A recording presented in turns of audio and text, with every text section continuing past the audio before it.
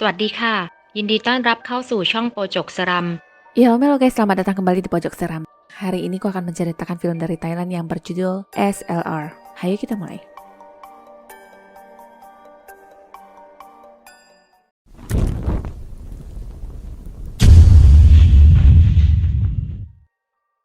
Tiga sekawan ini yang bernama Dan, Nam, dan Git berjanji akan ke New York bersama, walaupun Dan terlihat sedikit ragu karena hanya dia sendiri yang belum lulus kuliah. Pulangnya, Dan mendapatkan telepon dari maknya yang memintanya balik minggu depan untuk menghadiri acara ulang tahun pamannya. Besoknya, dia pergi ke rumah Profesor M karena diundang. Menurut asistennya ini, biasanya Profesor M tidak gampang memperbolehkan orang untuk masuk ke rumahnya, tapi Dan berbeda. Dia dinilai mempunyai potensi dalam pemotretan. Rumah yang tampak biasa tapi ada sebuah lukisan yang menarik perhatiannya. Sebuah lukisan yang diakui Profesor M sebagai proyek kelulusannya dulu, dan bahkan lukisan tersebut pernah dipamerkan di Tillman Gallery New York. Beginilah wajah songong Profesor saat membahas mahakaryanya. Kembali ke inti, kedatangan Dan hari itu adalah untuk membahas topik yang akan dipakai sebagai bahan presentasi kelulusan nanti. Profesor lalu memberikan sebuah kamera kepadanya, di mana kamera itulah yang dipakai saat mengambil gambar mahakaryanya yang sempat viral dulu. Menurutnya, kamera itulah yang sudah berjasa dan Dan disuruh untuk mengambil gambar sebanyak 7 orang dengan kamera tersebut selama 14 hari. Jika dia sudah lulus, Profesor berjanji akan menominasikan namanya di sekolahan lanjutan New York. Mulailah Dan mengambil foto pertamanya di tempat pelatihan atlet lari berkebutuhan khusus. Satu atlet yang bernama Bom ini mendapatkan sorotan, tapi anehnya sekilas Bom seakan tidak mempunyai kepala. Setelah itu Dan melanjutkan mengambil gambar dan lagi-lagi ada hal yang aneh di seputaran kursi penonton di belakang. Seperti ada seseorang yang berdiri tapi kenyataannya tidak ada siapa-siapa di sana. Malamnya Git mampir ke sebuah toko dan dia diberikan sebuah batu antik dari Rusia yang dipercaya bisa menangkap jiwa. Katanya orang barat biasanya menggunakannya sebagai bangsal setan. Ada lagi batu yang cocok untuk perempuan yang melambangkan maaf. Konon batu itu jika diberikan kepada wanita yang sedang ngambek, perang dunia ketiga pun otomatis langsung mereda. Git langsung melihat Nam dan berniat untuk membelinya. Di dalam mobil dia memberikan gelang batu itu kepada Nam dan meminta maaf untuk apa yang sudah terjadi antara mereka dulu. Niatnya sekarang Git ingin meminta balikan, tapi pintu maaf sudah tertutup karena perselingkuhannya dulu. Malamnya Bom diminta untuk berlatih lebih keras lagi karena posisinya agak belakang saat latihan tadi. Setelah pelatihnya pergi, dia tampak melihat foto anaknya dan medali yang pernah dia dapatkan dulu. Ada suara aneh di sini dan di tempat lain, Dan juga sedang mencetak foto Bom yang didapat tadi siang. Foto selesai dicetak dan terlihat sorot mata Bom yang penuh ambisi, sedangkan Bom sendiri merasakan keanehan di tempat di mana dia berada. Terlihat bayangannya di cermin yang sedang tertawa yang jauh berbeda dengan keadaan sebenarnya. Setelah itu entah apa yang terjadi, dia sudah tergantung di atas dengan tali medalinya.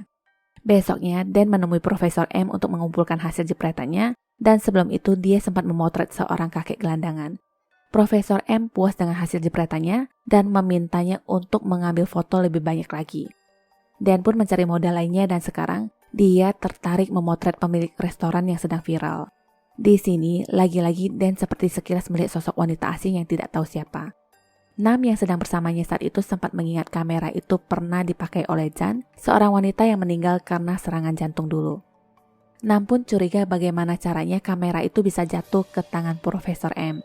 Tak berapa lama, Nam mendapatkan telepon dari Git yang mengabarkan Bom, sang atlet ditemukan mengakhiri hidup. Ini juga hal yang janggal yang mengundang kecurigaan bagaimana bisa seseorang yang gerakannya terhambat bisa menggapai ke atas untuk mengakhiri hidup, sedangkan kalau memang niat sepertinya racun tikus lebih mudah dijangkau. Malamnya hal aneh terjadi dengan suami istri pemilik restoran yang mendengar suara aneh. Nam sendiri mencoba mencari tahu tentang mendiang Jan dengan membuka akun sosmednya. Di sana Jan sempat memposting sebuah kalimat, "Jika kamu tidak terobsesi dengan tesis ini, kita masih akan bersama." Nam lalu menghubungi Rin temannya dan membuat janji temu besok. Cerita berlanjut ke Dan. Dia mengunjungi pamannya yang sedang berulang tahun di rumah sakit. Di luar, dia sempat tertarik memotret seorang gadis yang sedang bermain piano, tapi anehnya suami istri pemilik restoran itu juga ada di sana. Kedua orang itu sempat ingin menyerang Dan dengan wajah menakutkan dan kejadian itu sampai terbawa dalam mimpi. Setelah itu Dan seperti melihat ada asap hitam yang membudar di atas pintu kamarnya. Ada lagi hal aneh lainnya. Terdapat luka di tangannya yang dia sendiri tidak tahu karena apa. Di tempat lain, Nam tampak pergi ke tempat latihan Bom yang kebetulan bertemu dengan Pak Pelatih. Sekilas tentang Bom, dia dikatakan sosok pria yang sangat ambisius yang tidak disukai timnya. Pada akhirnya tidak ada yang menyangka kenapa Bom bisa membuat keputusan mengakhiri hidup seperti itu. Malamnya Dan bermimpi tentang pemilik restoran. Yang terjadi dengan mereka adalah sang istri kesurupan dan menghabisi suaminya yang sedang nyuci. Setelah itu sang suami membalas menyabat kaki istrinya sampai dia terjatuh dari tangga lalu meninggal. Sudah pasti ada yang tidak beres dengan kamera itu dan Dan pun melaporkannya ke Profesor M. Profesor menganggap kematian Bom tidak ada sangkut pautnya apalagi mereka tidak saling mengenal dan meminta Dan untuk mengambil foto lebih banyak lagi. Sebagai gantinya, Profesor akan membuat dunia ini menerima Dan. Besoknya, Nam menemui Dan dan menanyakan tidakkah dia takut menggunakan kamera dari seseorang yang sudah meninggal. Jawabannya semua orang pasti meninggal suatu saat dan itu tidak ada hubungannya. Nam pun tidak ingin berdebat dengannya dan lanjut menemui temannya Rin. Entah dari mana Rin mendapatkan notebook mendiang Jan yang lalu diberikan kepada Nam. Nam sangat antusias ingin mengetahui kisah tentang Jan dan menanyakan adakah dia mengalami hal aneh ataupun gejala sebelum dia meninggal. Diceritakan sebelumnya, Jan yang sudah dalam keadaan sangat tidak sehat masih ingin meraih kameranya hanya untuk menyelesaikan tesis. Setelah selesai, tiba-tiba dia melihat sebuah tangan monster yang mengayun lewat cermin. Bayangan hitam itu muncul lagi yang lalu mencelakakannya. Jan sendiri digambarkan sebagai sosok yang tangguh dan percaya diri. Anehnya, setelah mendapatkan kamera dan mengerjakan tesis tersebut, dia terlihat seperti tenggelam di dalamnya dan banyak berubah. Perkataan itu sontak membuat Nam teringat dengan Dan dan segera pergi. Di tempat lain terlihat Dan bersama Git yang sedang memperhatikan beberapa orang yang dinilai cukup sukses bernama Porsche, Minnie, dan Ten. Kedatangan ketiga orang itu untuk melakukan pemotretan di studio Dan. Git terlihat kagum dengan mereka tapi tidak dengan Dan. Dia bersikap sinis dengan mengatakan bahwa orang kaya selalu bisa membuat impian mereka menjadi nyata walaupun tanpa perjuangan. Git lalu mendapatkan telepon dari Nam yang menanyakan keberadaan Dan. Dia memberitahu bahwa si laki-laki tengil itu sedang bersamanya, tapi memang sikapnya agak rada-rada. Setelah mengetahui kamera yang dipakainya seharian ini, Nam pun minta dijemput Git. Nam langsung mengakses notebook mendiang Jan karena mencurigai kamera itu adalah penyebab orang-orang tewas secara tidak wajar, tapi hal ini masih diragukan oleh Git. Hal pertama yang muncul di notebook itu tak jauh tentang artikel gereja setan. Di studio sendiri, Dan sedang memotret ketiga orang itu dan mereka meminta untuk langsung dicetak. Mendengar itu di telepon, Git dan Nam langsung menuju ke studio.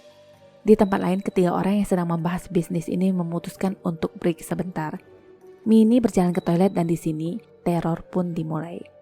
Lampu berkedip dan pintu toilet berbunyi seperti ada yang mendorong. Dia tiba-tiba berteriak histeris entah melihat apa, sedangkan Porsche yang sedang di dalam lift pun mengalami keanehan yang sama, begitu juga dengan Ten.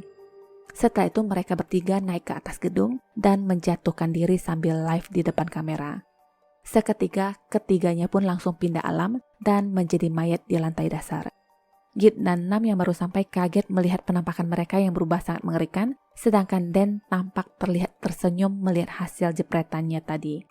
Mereka lalu menemui Dan untuk membicarakan tentang kamera terkutuk itu di mana semua orang yang menjadi model akan selalu berakhir kematian, bahkan Jen sebagai pemilik tangan pertama pun tewas. Dan sudah pasti tidak percaya dan berjalan pergi saat kebetulan mendapatkan telepon dari maknya. Nam mengambil kamera dari tas Dan dan menanyakan kamera tersebut kepada Profesor M.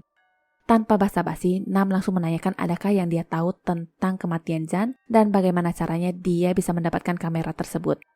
Profesor dengan santainya menjawab kamera itu adalah miliknya yang dipinjamkan ke Jen dulu. Intinya, Nam menanyakan keanehan dengan kamera tersebut yang sudah banyak memakan korban, tapi Profesor menganggap itu hal yang konyol untuk dibahas. Dia lalu menantang Nam mengambil fotonya dengan kamera tersebut untuk membuktikan apa yang akan terjadi selanjutnya. Dengan senang hati Nam ingin memotret, tapi sebelum itu, Profesor ingin melepas kacamatanya dulu agar terlihat ganteng. Yang dilihat Nam pertama kali itu lukisan di belakang Profesor seakan bisa bergerak berputar. Nam kaget dan Profesor berjalan pergi yang katanya akan mengambil roll film. Setelah itu, Nam malah tidak jadi mengambil foto dan berjalan keluar ruangan. Dia menanyakan tidakkah Dan melihat lukisan yang berputar, tapi yang dijawab enggak sama sekali. Ini tidak mungkin dan Nam ingin menghancurkan kamera tersebut, tapi direbut balik oleh Dan. Setelah itu, Dan pergi ke rumah sakit di mana kondisi pamannya yang sudah semakin tidak berdaya. Dengan mata berkaca-kaca, Dan berterima kasih kepada pamannya yang sudah banyak berkorban untuknya selama ini dan mengingat perkataan Profesor M tadi. Profesor mengingatkan dia hanya mempunyai 5 hari lagi untuk menyelesaikan tugasnya dan dibutuhkan hanya 1 foto lagi. Dia lalu mengeluarkan kameranya dan memotret pamannya yang sedang sekarat. Saat itu pamannya sempat membuka mata walaupun hanya sedikit, dan 1 jepretan itu langsung membuat pamannya lewat. Benar-benar ponakan durhaka. Di rumahnya, Dan sendiri sebenarnya terganggu mengingat para korban dan akhirnya membanting kameranya sampai hancur. Setelah itu dia ambruk dan sesadarnya, Dan kaget melihat kamera itu kembali utuh di depannya. Segera dia membuang kamera itu keluar dan tak berapa lama dia dihampiri asisten Profesor M. Perempuan itu malah membawa kembali kamera terkutuk itu dan ingin mengambil foto Dan sambil berkata 1 lagi. Wajahnya berubah menjadi setan dan ternyata hanyalah mimpi. Kenyataannya kamera itu tetap ada di kamarnya yang membuatnya takut. Malamnya Dan berpikir ingin mengakhiri hidup tapi ternyata dia masih ragu. Sebuah pesan masuk ke ponselnya yang menanyakan tentang harga sekali pengambilan foto oleh seorang gadis. Dan menjawab gratis dan membuat janji temu besok. Inilah gadis manis yang dimaksud dan sewaktu Dan sudah siap memotret, Nam datang yang langsung mengusirnya. Nam menantang Dan untuk memotretnya dan situasi pun menjadi canggung. Di tempat lain, Profesor terlihat sedang menikmati musik sambil minum. Dia seakan mengetahui apa yang sedang terjadi dengan Dan, dan 1 langkah lagi maka semuanya akan terkabul. Sayangnya kamera itu malah dihempaskan dan memang ada sesuatu dengan Profesor M yang matanya tiba-tiba berubah warna. Dan sendiri menangis yang katanya tidak bermaksud menghabisi mereka semua. Setelah Dan tenang, mereka lanjut memeriksa notebook Jen yang sering mengunjungi situs tentang gereja setan. Ada hal yang menarik perhatian yaitu lukisan yang sama persis dengan lukisan di rumah Profesor M. Perhatian Dan lalu tertuju dengan kakek gelandangan di luar yang pernah Dan foto dulu. Kakek ternyata masih sehat damai sentosa. Ini aneh dan Dan pun segera pergi ke ruangan cetak foto untuk melihat kembali hasil jepretannya. Yang berbeda ternyata adalah pandangan mata. Semua yang tewas melihat ke arah kamera sedangkan si kakek dan gadis yang bermain piano di rumah sakit itu tidak. Mereka lalu menghampiri orang yang dianggap mengerti. Dari pria inilah mereka tahu bahwa iblis itu selalu menjelma menjadi hal yang tidak terduga. Beberapa orang percaya bahwa kamera bisa menangkap jiwa di dalamnya dan kamera tersebut lalu dipakai untuk menghabisi orang. Tujuannya tak lain hanya untuk mengorbankan jiwa kepada iblis. Sudah dijelaskan di buku bahwa 7 jiwa harus dikorbankan. Jika sudah memulai maka harus mengorbankan jiwa sendiri yang artinya Dan sedang dalam bahaya. Besok pintu neraka akan dibuka dan iblis akan datang untuk menjemput mangsanya. Dan lalu diberikan sebuah gelang untuk melindungi diri. Gift sendiri disuruh untuk memegang batu yang pernah diberikan kepadanya dulu. Besoknya mereka menghadiri acara Profesor M dan Dan berencana mencoba mengambil fotonya dengan kamera tersebut. Baru saja mau jebret, seorang gadis menyapanya yang sebenarnya nggak penting dan ganggu jatuhnya. Singkat cerita, Dan berhasil mengambil foto Profesor di tengah keramaian. Mereka segera mencetak foto tersebut tapi sayangnya matanya dalam keadaan tertutup. Sialnya lagi malah tampak bayangan Git di foto lainnya yang sedang melihat ke kamera. Seperti yang sudah diperkirakan, Git mulai takut karena melihat sesuatu yang harusnya tak kasat mata. Karena itulah Dan segera melepas gelang pelindungnya dan memakaikannya kepada Git. Gelang itu setidaknya berhasil menenangkannya dan rencananya sekarang Dan ingin mengorbankan dirinya sendiri untuk mengakhiri apa yang sudah dimulai. Dia lalu berdiri di depan lukisan antik itu dan bersiap untuk difoto. Baru saja Dan ingin menekan tombol, Profesor datang yang menanyakan kenapa dia melakukan semua ini dan mengingatkan kembali akan cita-citanya ke New York yang segera terkabul hanya dengan 1 langkah lagi. Profesor melangkah mendekatinya dan dalam kesempatan ini Dan mencoba mengambil fotonya. 1 foto berhasil diambil walaupun dari pantulan cermin dan Dan pun menantang Profesor untuk menangkapnya. Profesor dan asistennya memperlihatkan wujud asli mereka, sedangkan Dan dan yang lainnya ingin mencetak foto tadi secepatnya. Hal itu tidak mudah di mana mereka dihalangi perempuan setan yang menunjukkan atraksinya dengan merayap ke langit-langit. Mereka berlari secepat mungkin dan masuk ke sebuah ruangan. Di sini mereka malah berhadapan dengan hantu bom, tapi hantu itu dengan gampangnya digampar pakai besi. Setelah dari sana bertemu lagi mereka dengan si hantu mamak yang lebih sangar. Hantu yang berteriak sambil memegang parang yang siap membacok orang. Git disuruh membawa Nan pergi dan lagi tegang-tegangnya, suami hantunya muncul yang rencananya ingin main keroyokan. Yang ada dia yang kebacok sama si hantu mama dan secepatnya Dan kabur tapi sekarang dia malah bertemu lagi dengan hantu bom. Tidak hanya itu, ketiga hantu serangkai tersebut juga hadir di sana, sedangkan di tempat lain Git dan Nam berhadapan dengan asisten perempuan Profesor yang terus menggedor-gedor pintu. Di saat gedoran berhenti, Git menempelkan telinganya ke pintu yang malah dikapak dari luar. Baru saja kejadian itu ingin membuka pintu, Git duluan menendang pintu tersebut yang langsung menjepit badannya. Dan sendiri dikelilingi hantu perempuan yang berpose di atas lemari dengan wajah benyek dan beberapa yang melantai ditambah mak hantu ini yang mulutnya berisik. Kembali ke Git. Karena kejepit, si perempuan setan ini semakin mengamuk yang mengapak sana-sini. Gelang Git terkena kapak yang lalu putus. Di momen inilah Git melihat wajahnya berubah, ditambah batu pelindungnya pun tercecer. Nam yang berada di belakangnya kini menjadi sasaran Git. Batu itu sendiri bereaksi yang menyedot semua setan yang bersarang di tubuh Git maupun yang berkeliaran gak jelas. Lukisan profesor berputar dan ada lagi asap hitam yang berterbangan di tempat di mana Dan berada.